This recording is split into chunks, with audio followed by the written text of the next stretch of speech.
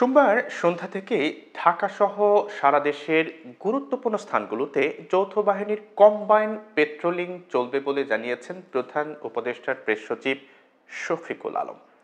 সচিবালয়ে স্বরাষ্ট্র মন্ত্রণালয়ের সম্মেলন কক্ষে স্বরাষ্ট্র উপদেষ্টার সভাপতিত্বে অনুষ্ঠিত কোর কমিটির সভা শেষে সাংবাদিকদের তিনি এই কথা জানিয়েছেন। প্রেস সচিব বলেছেন যে আজকের মিটিংটা খুবই গুরুত্বপূর্ণ ছিল, সেখানে অনেকগুলো সিদ্ধান্ত নেওয়া হয়েছে।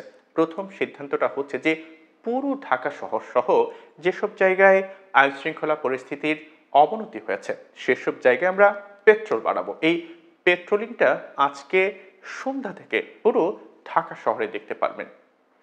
এর জন্য যেটা করা হচ্ছে, কম্বাইন পেট্রোল করা হবে। কম্বাইন হচ্ছে পুলিশ, সেনাবাহিনী, বিজিবি, নেভি, এরা সবাই একসঙ্গে কম্বাইন পেট্রোল করবে। অনেকগুলো জায়গায় চেকপোস্ট বসানো হবে। প্রেস সচিব শফিকুল আলম বলেছেন যে বিভিন্ন জায়গায় চেকপোস্ট করে আইন শৃঙ্খলা পরিস্থিতি মনিটরিং করা হবে। একই সঙ্গে ইন্টেলিজেন্স গ্যাদারিং আরও সেট আপ করা, সেটার বিষয়ে সিদ্ধান্ত হয়েছে। আমাদের যারা ইন্টেলিজেন্স উইং এজেন্সি আছে তারা তাদের মতো করে গ্যাদারিং বাড়াবে, আমরা সেই অনুযায়ী অ্যাকশনে যাব। শফিকুল আলম বলেন যে সর্বশেষ যেটা হয়েছে সেটা হচ্ছে যে ঢাকা খুবই যানজটপূর্ণ সিটি, সেজন্য কোথাও আইন শৃঙ্খলা পরিস্থিতির কোনো কিছু ঘটলে সেখানে যেতে আইন শৃঙ্খলা বাহিনীর দেরি হয়। এজন্য আইন শৃঙ্খলা বাহিনীগুলোকে প্রচুর মোটর সাইকেল দেওয়ার সিদ্ধান্ত হয়েছে। খুব দ্রুত মোটর সাইকেলগুলো কেনা হবে যাতে দুইজন দ্রুত মোটর সাইকেলে করে ঘটনাস্থলে যেতে পারে।